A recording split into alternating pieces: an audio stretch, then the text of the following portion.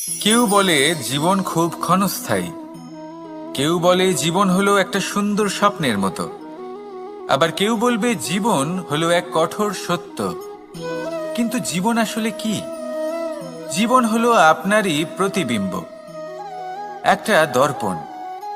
অর্থাৎ আপনি জীবনকে সেইভাবেই পাবেন যেরকম আপনি নিজেকে প্রতিপন্ন করবেন। যদি আপনি দর্পণের দিকে তাকিয়ে হাসেন, তাহলে আপনি সামনে হাসি মুখী দেখতে পাবেন। এবার যদি আপনি গম্ভীর হয়ে থাকেন, তাহলে আপনি একজন রুষ্ট ব্যক্তি দেখতে পাবেন। শেষে সবথেকে বেশি গুরুত্বপূর্ণ হলো আপনার চেষ্টা।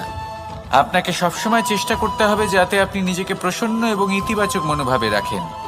এটা হলো আপনারই উত্তরদায়িত্ব, তাকে পালন করুন। এই মনকে প্রসন্ন রাখুন, এই সংসারকে সুন্দর বলে মনে হবে। আর এই মন প্রসন্ন হয়ে বলবে, রাধা রাধা। আমাদের শরীর প্রকৃতির সর্বশ্রেষ্ঠ রচনা। যে অঙ্গ প্রত্যঙ্গ আমরা লাভ করেছি, প্রত্যেকটির মধ্যে একটি নিজস্ব বার্তা রয়েছে।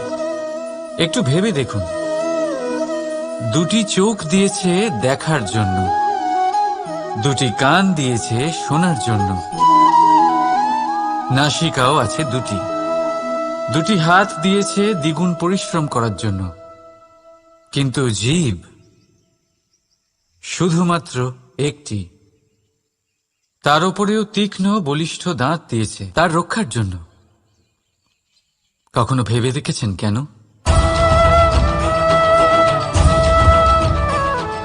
কারণ শব্দ আর শব্দের প্রয়োগ মানুষের সবচেয়ে বড় অস্ত্র, যার প্রয়োগ যত ভেবেচিন্তে করা যায়, মানুষ তার জীবনে ততটাই উপরে উঠতে পারে।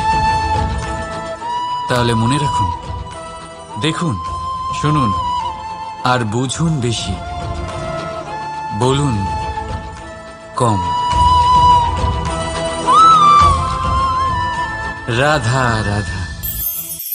আমরা সকলে শক্তি অনুভব করতে চাই। এবার যদি আপনাকে জিজ্ঞেস করা হয় যে সবথেকে বেশি শক্তির অনুভব কোথা থেকে করা সম্ভব, তখন কেউ কেউ বলবেন পুষ্টিকর আহার গ্রহণ করলে, ব্যায়াম করলে, কেউ বলবেন ধন লাভ করলে, বন্ধুদের থেকে, পরিবারের থেকে, আদি ইত্যাদি। এইভাবে আপনি শক্তির অনুভব অবশ্যই করতে পারেন, কিন্তু সবথেকে বেশি শক্তির অনুভব যদি আপনি করতে চান, তাহলে তা পাবেন শুধু একতার দ্বারা, সংগঠনের দ্বারা। যদি আপনাকে উদাহরণ দিই, নিজের এই হাতটাকে দেখুন, 5টা আঙুল রয়েছে। কোনো একটা বস্তুকে নিজের একটা আঙুল দ্বারা তুলে ধরার চেষ্টা করে দেখুন, বড়ই কষ্ট হবে। তখন আপনি বুঝতে পারবেন, যখন এই 5টি আঙুল একত্রিত হয়, তখন কোনো কাজ কতটা সহজ হতে পারে। এটাই হলো শক্তি, একতার। সবথেকে ভালো উদাহরণ যদি আপনাকে দিই,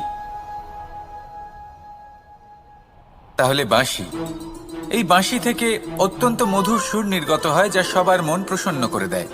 এই কথা সত্যি। কিন্তু এই বাঁশি আমি একটা বা দুটো আঙুল দিয়ে বাজাতে পারবো না। আমাকে প্রত্যেকটা আঙুল ব্যবহার করতেই হবে, তবেই এর থেকে মধুর সুর নির্গত হবে, যা সকলকে প্রসন্ন করবে। ঠিক কিনা?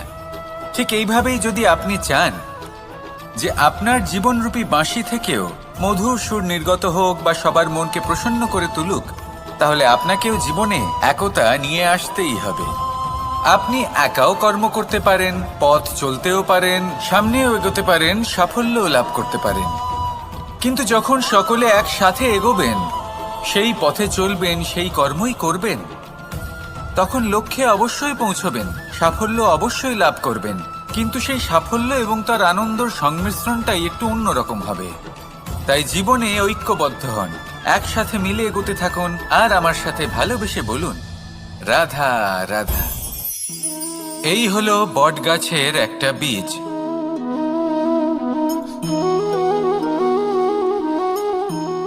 চলুন এটা রোপণ করা যাক, একটু জল দেওয়া যাক।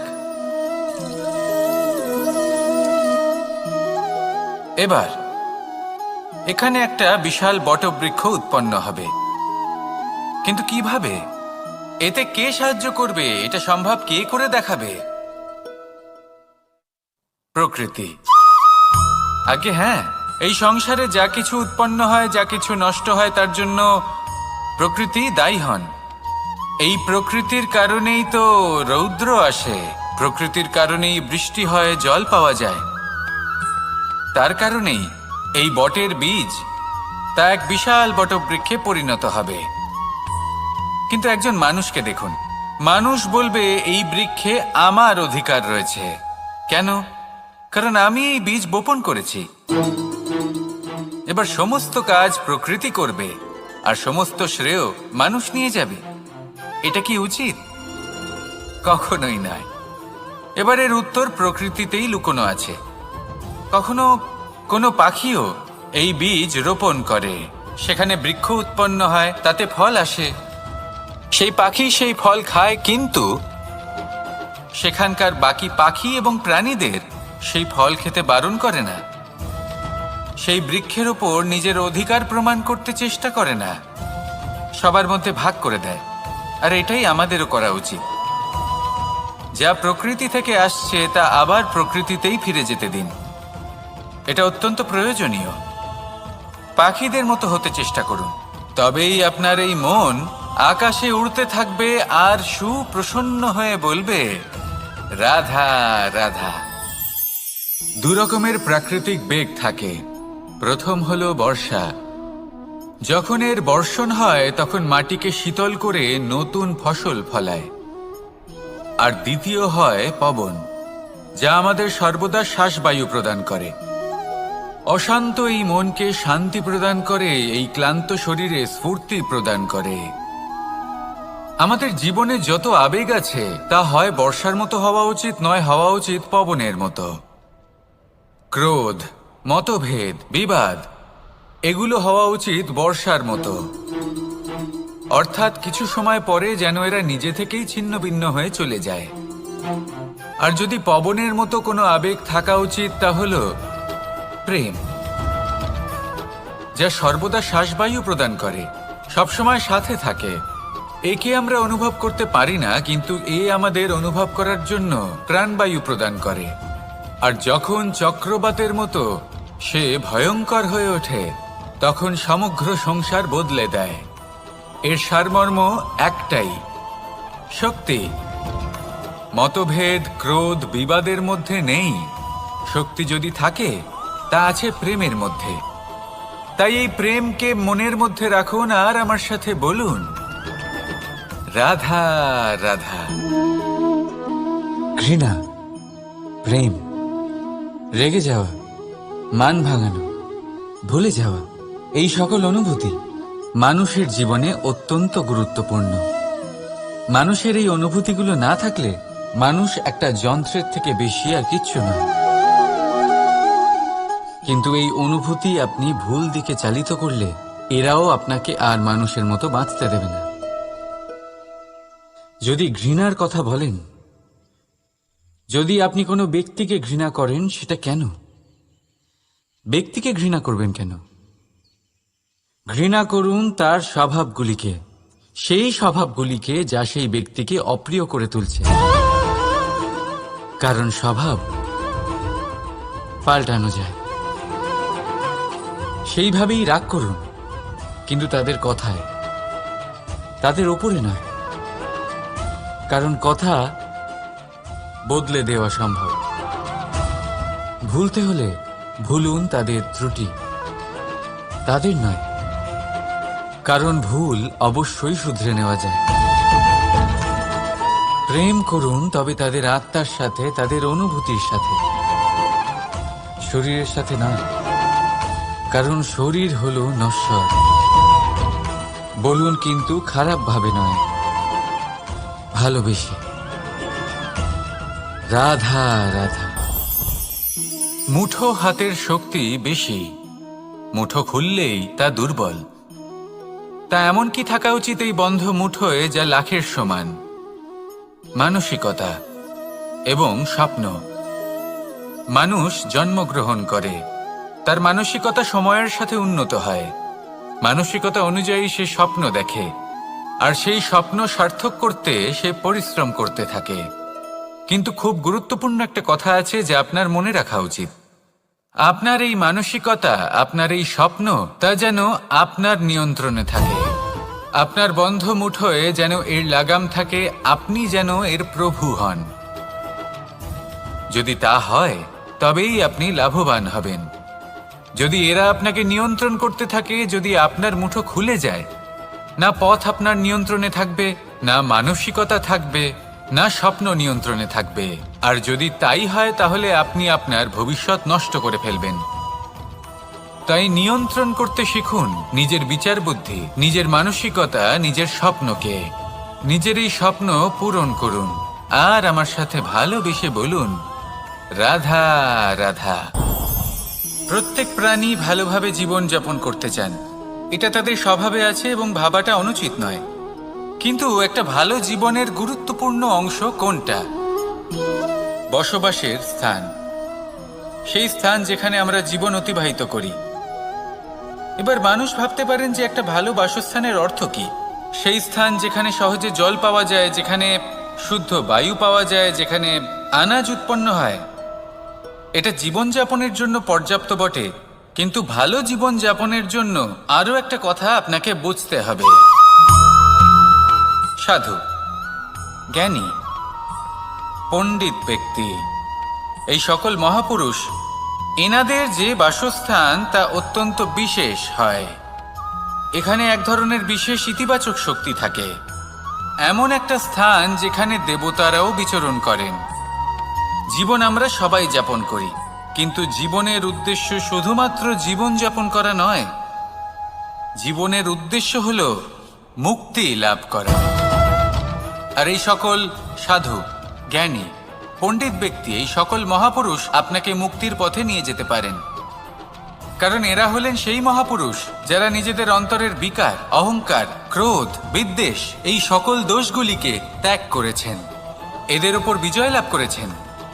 এমনই একজন ব্যক্তি আপনাকে মুক্তির পথে নিয়ে যেতে পারে। প্রয়োজন হলো শুধুই এনাদের চিনতে পারা, এদের কথা বুঝতে পারা এবং এদের দেখানো পথে চলা। যদি আপনি এটা করতে পারেন, তাহলে এই মন প্রফুল্ল হয়ে বলবে, রাধা রাধা। বিগত দিনের কিছু কথা মনে পড়ে গেল, এক অদ্ভুত ঘটনা যা অমূল্য শিক্ষা দিয়ে যেতে পারে। বিষয় হলো যক্ষের সাথে যুধিষ্ঠিরের কথোপকথন। একবার যক্ষ যুধিষ্ঠিরকে জিজ্ঞেস করলেন, ওনাকে বললেন যে আমার কিছু প্রশ্নের উত্তর যদি আপনি দিতে পারেন, তাহলে আমি আপনার বাকি ভ্রাতাগণকে আবার জীবিত করে তুলব। সেগুলোর মধ্যে খুব গুরুত্বপূর্ণ আর কঠিন একটা প্রশ্ন ছিল, এই সংসারের সব থেকে শ্রেষ্ঠ আশ্চর্য কোনটি? এই প্রশ্ন আমি আপনাকে জিজ্ঞেস করছি। এবার কেউ বলবেন স্বর্ণ দ্বারা নির্মিত লঙ্কা, এটি হলো সংসারের সব থেকে বড় আশ্চর্য। কেউ বলবেন বরফে ঢাকা সেই পর্বত যা আকাশ স্পর্শ করে। কেউ বলবেন সেই সমুদ্র যার গভীরতা মাপা অসম্ভব ব্যাপার। কেউ বলবেন সেই বায়ু যা আমরা দেখতে পাই না, কিন্তু তা আমাদের জীবন দান করে। সংসারের সব থেকে বড় আশ্চর্য কি, সেই প্রশ্নের উত্তর যুধিষ্ঠির দিয়েছিলেন, আর তা ছিল শ্রেষ্ঠ উত্তর এবং উচিত। উনি বলেছিলেন যে সংসারে প্রতিদিন কোনো ব্যক্তি জন্ম লাভ করেন আর কোনো ব্যক্তি মৃত্যুও লাভ করেন। এবার এই কথাটা সবাই জানেন, সবাই বোঝেন যে যখন জন্মেছি তখন কোনো একদিন আমিও অবশ্যই মৃত্যু লাভ করব। এবার যখন এই কথা প্রত্যেকটা মানুষ জানেন, তখন কেন প্রত্যেক মানুষ এই চিন্তায় থাকেন, এই নিয়ে কষ্ট পান, এই নিয়ে ব্যাকুল হয়ে থাকেন যে উনি একদিন মৃত্যু লাভ করবেন? তার থেকে দূরে পালাতে চেষ্টা করেন, বলেন যে আমি মৃত্যু লাভ করতে চাই না। কেন?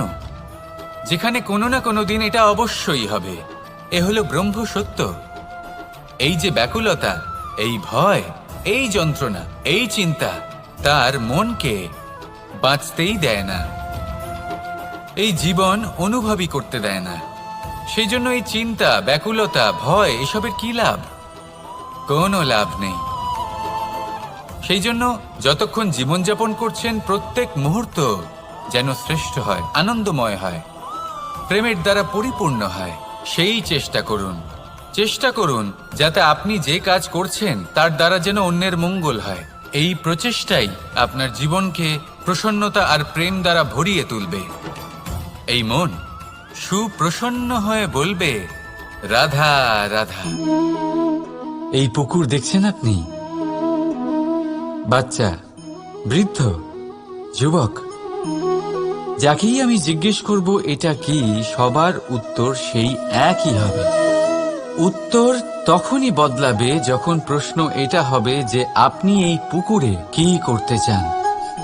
কেউ বলবে আমি এমনি এর পাড়ে বসে এই জল স্পর্শ করে ঠান্ডা হাওয়ার আনন্দ অনুভব করতে চাই।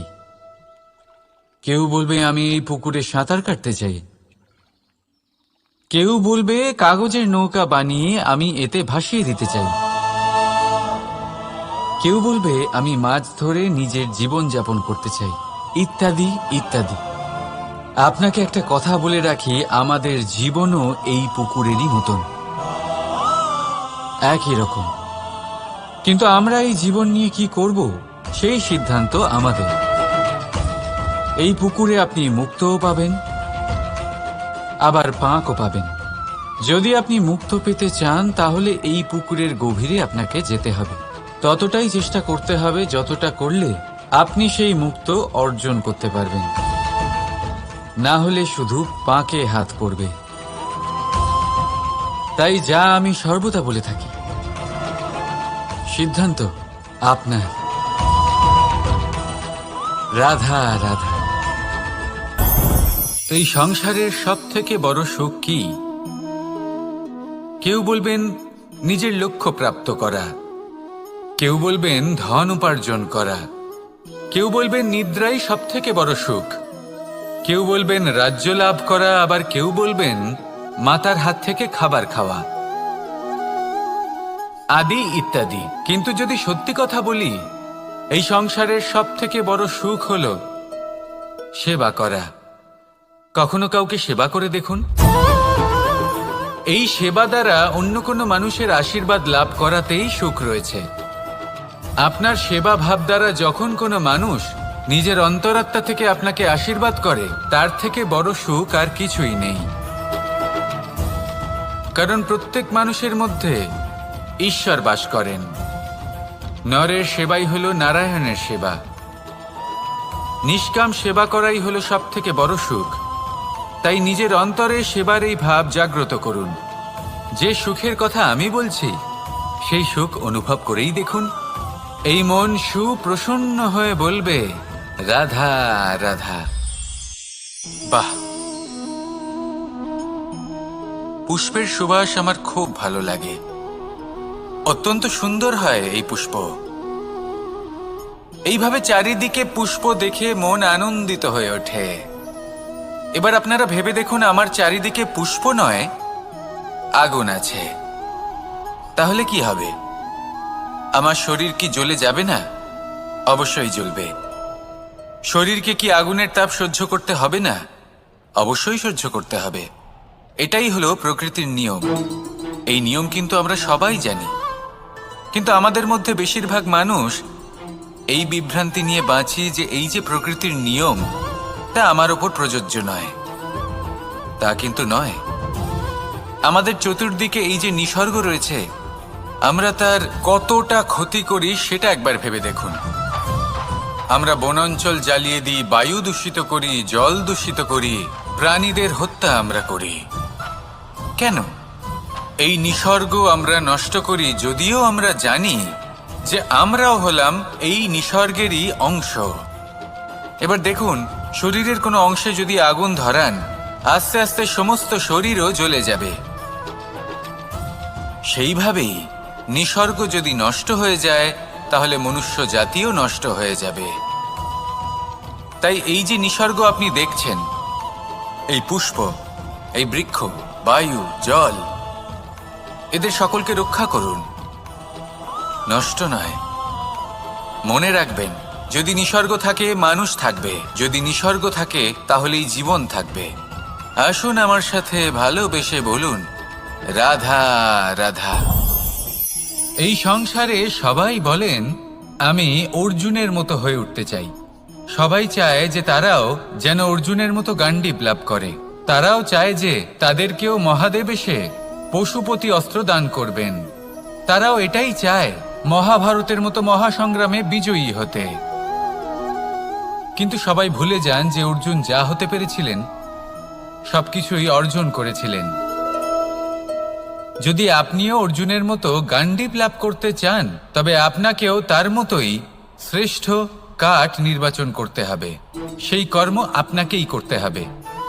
তার প্রত্যঞ্চা যাতে তীব্র হয়, তার জন্য আপনাকে সর্বশ্রেষ্ঠ দড়ি খুঁজে বের করতে হবে। আপনার বাণ যাতে ঘাতক হয়, সেই জন্য আপনাকে নতুন নতুন ধাতু খুঁজে বের করতে হবে। সেই শিক্ষা আপনাকে লাভ করতে হবে, তবেই আপনার ইচ্ছে পূর্ণ হবে। অর্জুন হওয়া বড়ই সরল, যদি আপনি কিভাবে অর্জন করতে হয় তা জানেন। শুধুমাত্র স্বপ্ন দেখেন যারা, তারা কখনোই অর্জন করতে পারবেন না। কিন্তু যদি কেউ অজ্ঞাতবাস ভোগ করতে পারে, যদি কেউ লাক্ষাগৃহ থেকে পালিয়ে বাঁচতে পারে, যদি কেউ কঠোর তপস্যা করতে পারে, প্রতীক্ষা করতে পারে এবং পরিশ্রম করতে পারে, তাহলে সে অর্জুন অবশ্যই হয়ে উঠবে। যদি আপনি অর্জুন হয়ে উঠতে চান, তাহলে কর্ম করতে শিখুন আর আমার সাথে ভালোবেসে বলুন, রাধা রাধা। জীবন থাকলে লক্ষ্য অবশ্যই থাকবে। যদি লক্ষ্য থাকে, তার পথ অবশ্যই থাকবে। যদি পথ থাকে, তাহলে বাধা অবশ্যই থাকবে। আর এর ওপরেই নির্ভর করে যে আমরা জীবনে সফল হব না অসফল, পুরস্কারের ভাগীদার হব নাকি তিরস্কারের। মনে করুন আপনাকে একটা কাজ করতে হবে, আপনাকে পর্বত আরোহণ করতে হবে, আর সেই পথের ঢাল আপনাকে একাধিকবার ফেলে দেবে। পাথর আপনাকে একাধিকবার আহত করবে। এই অবস্থায় কি করবেন? সাধারণ মানুষ বেছে নেয় প্রতিশোধ। সেই পর্বতকে নষ্ট করে দেওয়ার চিন্তা ভাবনা করে, তার ভিতকে নড়িয়ে দেওয়ার কথা ভাবে সেই মানুষ। কিন্তু পর্বতকে তো কেউ নষ্ট করতে পারে না। তাই অসফল হওয়ার সাথে সাথে কুখ্যাতিরও ভাগীদার হয়ে যায় সে। দ্বিতীয় পথ হল পরিবর্তন। যদি আপনি সেই পর্বত ভাঙার পরিবর্তে তাতে সোপান তৈরি করেন, তাহলে আপনিও সেই পর্বতে উঠতে পারবেন, অন্য কেউও তাতে উঠতে পারবে, আগামী প্রজন্মও তাতে উঠতে পারবে, আর সেই আগামী প্রজন্ম সর্বদা আপনার সুনাম করবে। তাই জীবনে প্রতিশোধ নয়, পরিবর্তন বাছুন। বদলা নয়, বদল বেছে নিন। আপনার বাধা আপনার বন্ধু হয়ে যাবে। রাধা রাধা। সমস্ত মানুষের জীবন কিছুটা সমান হয়। মানুষ জন্মগ্রহণ করে, তারপর চলতে শেখে, জীবনে এগিয়ে চলে, বার্ধক্য লাভ করে, তারপর সমাপ্ত হয়ে যায়। কিন্তু সেই ব্যক্তিরা কারা যারা প্রকৃত অর্থে মনুষ্য জীবন যাপন করেন? এনারা হলেন সেই ব্যক্তি যারা পড়ে গেলেও আবার উঠে দাঁড়ানোর চেষ্টা করেন, নিজের ভেঙে পড়া অস্তিত্বকে আগলে নিয়ে আবার একটা আকার দেওয়ার চেষ্টা করেন, ভগ্ন আশাকে আবার একটা নতুন দিশা দেন। অসফল হওয়ার পরেও থামেন না, আবার এগোতে থাকেন। অসফল হওয়ার পরে যদি আপনি থেমে যান, তাহলে সাফল্য আপনার সামনে অপেক্ষা করে, কিন্তু আপনি তা দেখতে পান না। তাই জীবনের সংঘর্ষে অংশগ্রহণ করতে শিখুন। জীবনের সংঘর্ষ থেকে পালাবেন না। আসুন আমার সাথে ভালোবেসে বলুন, রাধা রাধা। একবার একটা শেয়াল বনে বিচরণ করছিল। ও একটা ছোট্ট শাবক দেখতে পেল। ও ভাবল, আজ একেই আমি খাবার হিসেবে গ্রহণ করব। আশেপাশে দেখলেও কেউ দেখছে না তো, কেউ ছিল না। আর সেই শাবকের ওপর আক্রমণ করল, যা হলো একটা ঘোর অপরাধ। বনের নিয়ম অনুসারে আপনি কখনোই শাবকের ওপর আক্রমণ করতে পারেন না। তারপর এই খবরটা যখন রাজা সিংহ জানতে পারলেন, সভার আয়োজন করলেন। কিন্তু সেখানে শেয়াল বলল, আমি তো এরকম কিছু করিনি। কিন্তু যদি আপনি এরকম বলেন, কোনো প্রমাণ দিন, এর কোনো সাক্ষী আছে? তখন রাজা সিংহ প্যাঁচাকে ডেকে পাঠালেন, যে সেই মুহূর্তে বৃক্ষের শাখার ওপর বসেছিল। সে সব কিছু দেখেছিল। প্যাঁচা সব সত্যি কথা বলল আর শেয়ালকে মৃত্যুদণ্ড দেয়া হলো। এবার এই কাহিনী আমি আপনাকে কেন শোনালাম? কারণ মানুষও কখনো কখনো এরকম কর্ম করেন যা শিয়াল করেছে। এটা ভাবেন কেউ দেখছে না, যখন আমি অনুচিত কর্ম করতেই পারি। কিন্তু না, আপনি যাই করুন না কেন, কেউ না কেউ অবশ্যই তা দেখছে। কোনো ব্যক্তি না হলেও কোনো প্রাণী, না হলে কোনো যক্ষ বা দেব বা প্রেত।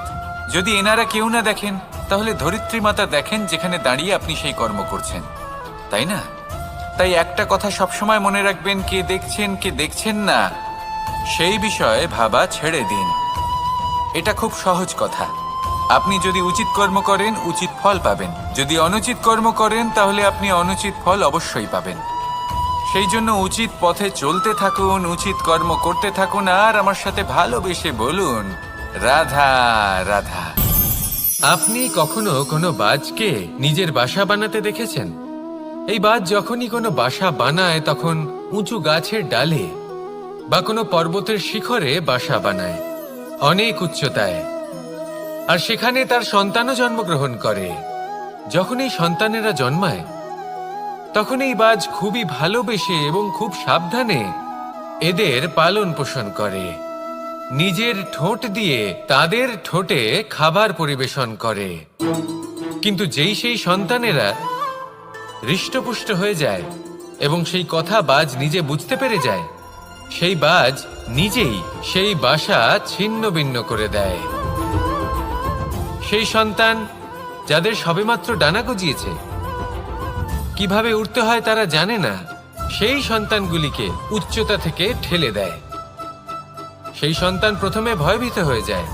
তারা সামনে মৃত্যুকে দেখতে পেয়ে ভয়ের কারণে তাদের ডানা ঝাপটাতে থাকে।